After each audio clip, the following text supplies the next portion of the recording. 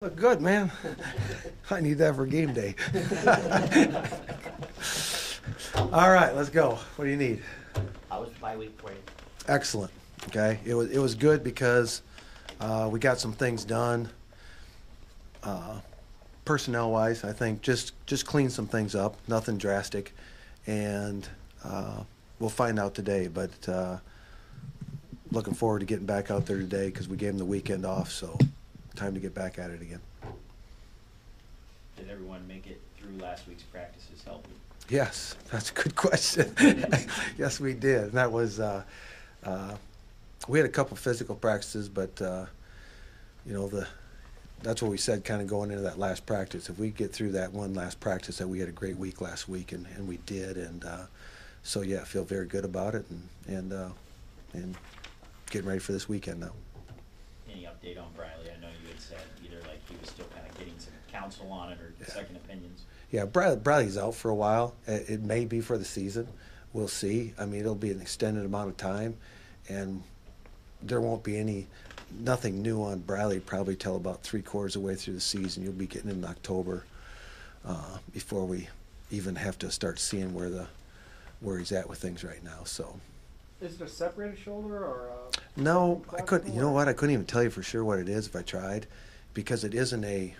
It's not a muscle tear. It's something other than that. So it's kind of unique to the situation. But he's went to multiple people, multiple doctors, and had different consultations with people to get the best advice because it is a little bit different than what you normally see. So, but all in all, I think he's gotten a good report. It's just that it doesn't take surgery right now. What did you do to shore up that tight end spot then, knowing you won't have Briley? Still in debate. I don't know if we have it shored up. I mean, we're playing. Jaden Scott's got to step up to the plate, and Tristan Boer both have to take the role of the dual tight ends now. And it's the third tight end that we moved Vanderslice into last week. Those are the ways that are best to do it, I think, right now with this football team, and that's what we'll roll with as far as of today. What have you seen out of Idaho State just from their two games? Well, Idaho State is, what I see on them is they're very aggressive on defense, and offensively, he really likes to throw the football. I really like their running back. He really runs hard, downhill all the time. They run out of pistol all the time, but a very strong runner. If you watch him throughout the last year and what he's done this year, I mean, he just keeps coming all the time. So that kind of stands out to me of the determination and the style of runner he is. I know the first couple of weeks you weren't exactly happy with where the rush game's at. What kind of steps have you taken over the bye week, and how much of a focus was that in the past week? Well, I think it was schematically we worked on it. I think that will come with the growth of the offense, with the entire offensive staff and the offense. I think the first 2 weeks they had an opportunity to figure each other out of what they can do, and last week we kind of tried to take it and expand on it to extend the run game based off what it was the first 2 weeks, that we had to expand on that and complement a lot of things that they were doing. I think will help make the initial run game better if they just have some things to open up the holes for them. So we worked on that. It's more schematics than it was personnel-wise, and I think it's probably the easiest answer is a better understanding of personnel and coaches, being that there are so many new people, offensive coordinator, quarterback coach. We found out what Will can do. So between all those questions through camp, I think we answered those so we could kind of solidify what we're going to do on offense from here on out. Back to the injury, Mason Nyson, is he still going to have to wear the club, or as he get healthier, where he'll be able to take it off? As he gets healthier, he'll be able to take it off, but he'll have to wear it. That's still going to limit him blocking-wise? Yeah, hopefully we figured that out last week too, so it could be more. I mean, I think it's how you build it a little bit too, so it doesn't get clumsy. And I think that's an experimentation too for him as much as it is for anybody. So the more you get comfortable with it, the more you wouldn't use it when it initially happened, because it happened on Thursday and he played on Saturday. So it's hard to go out and subconsciously use a hand when it just got broke. And then now, you know, you're 3 weeks into it. You know, the pain tolerance is much different today than it was, you know, 3 weeks ago.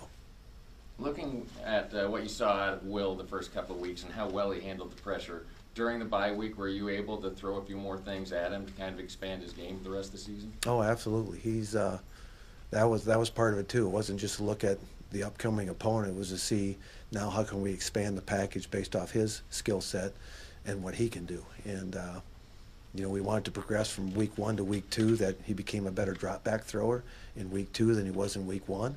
But there's still much more to his game, as much as there is much more to the offensive game, because of his skill set and you know, the people surrounding him. The only thing we really had to adjust is figuring out the tight end.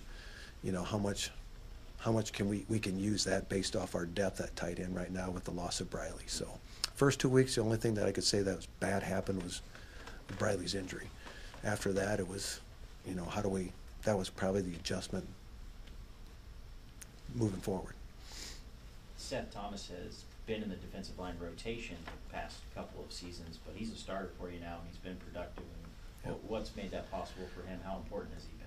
Well, I think Seth has been a pleasant, productive addition to the defense. He's always been a defensive player, and he's always did his job. But now the production that he's getting is much better than any season that he's played. So his first 2 games have been extremely good. He's got better get off. He's always had awareness and intelligence, but his get off and his pass rush is what's improved. And I think that's why we see more production from him than maybe before. So very pleased with him, because he is one that stood out the first 2 weeks that maybe I didn't anticipate having that kind of production against the 2 people that we played anyway. And given his measurables, he's one of those type of players that gives you the ability to go from the 3-down look to the 4-down lineman look. What in particular beyond the measurables makes that possible? Number one, it takes intelligence. I mean, he's got to be able to convert very quickly from an interior lineman to an exterior. He has to understand all the nuances of being the end, which sometimes will drop, sometimes will rush. And then he has to, right now he actually has to help another guy get set up. So who those 4 guys are, he actually has to quickly decipher where everybody belongs and know his job. So he has to know all 4 positions, the 2 inside tackles and the 2 ends being the 4-man front, and then of course know his own when we go to the 3-man. So because of his ability to do that, it opens up a lot of things we can do from the sideline because of Seth. Isaiah Weston, nice to have him back. You know, you brought him back slowly. Big, huge game in the last game. Averaging 21 yards a catch. That's a real explosive. That's explosive play every time he's catching. Talk about what he means to your offense and his return. Well, you say that. I did not know those numbers personally, because I think he should be more explosive. That's one thing I was hoping, that he would be more explosive, but apparently numbers say he is right now. But that just shows my expectation of him, because he is a very good football player. He can do those things, and I think he could be more explosive than that for a football team this season. So he's just, the year off really helped him, I think, to mature more than anything else. And it also, he's always been excited to play the game, but when you have to sit a year, it just brings that much more energy to the game, because you know how special it is just to be on the field after sitting out a full year. So I think those 2 things have made him a better football player, and then his talent has always had the ability. He was always a gifted football player. If you go back, that touchdown he scored in that game, he really landed awkward, which, like, oh my God, the way he awkward is like hyperextended. It's like that's on his knee. Was there like a moment before he scored a touchdown, like, holy cow, I hope he comes out all right? Or? There was a couple times in camp, just as that, is that you have to get through that psychological phase of that you're going to be okay. But he has never really shown any kind of hesitancy at all, which helps a lot, because it's just how he's prepared. He was excited the first day of practice as much as he is excited today, and you know, that's what we hoped for him from last year. But we actually have a better football player today by going through last year. Oh, there he is right there. Idaho State's head coach was your offensive coordinator for about 2 days back in 2017. Does that, so you know about him, you know what he likes to do because you brought him in to be your OC. Does that help you a little bit, maybe preparing the defense for what he wants to do offensively? Yeah, I just brought him in for 2 days to see what he was going to do, and then sent him back. No, he's a great guy, and he's very intelligent. He's got a great game plan. He knows how to throw the football, and you know, I've just known him for years, and he's always done very well wherever he's been at, and he's got a great mind for the game, and that's why I liked him, and that's why he's hard to defend.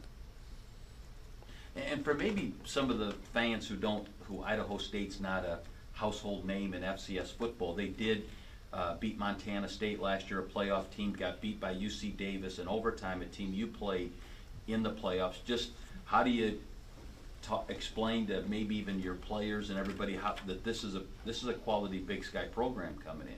Oh, I think our just how we prepare, it isn't really the name on the helmet that we're preparing for as much as trying to get our football team to prepare for what they do. But at the same time, Idaho State to me is a very good football program. I've played them multiple times and over the years, and they come from a quality program. They have a dome themselves, so the dome isn't, you know, that's kind of a non-factor. They're used to the dome, the indoor game, as much as we are. So those kind of little advantages that you have aren't there this particular time. But the Big Sky is a very strong league, so every week they're playing very similar to us. They're playing a very strong schedule, and the Big Sky is very much like the MVC. I mean, it's a tough league. So, you know, when you talking Montana State, Weber State, go watch them on film, and they did very well against them last year. In fact, they were in the playoff hunt all the way till the end last year in that league. So, and we've had a lot of experience in that league right now too. So, we've got great respect for the Big Sky. Anybody else? All right.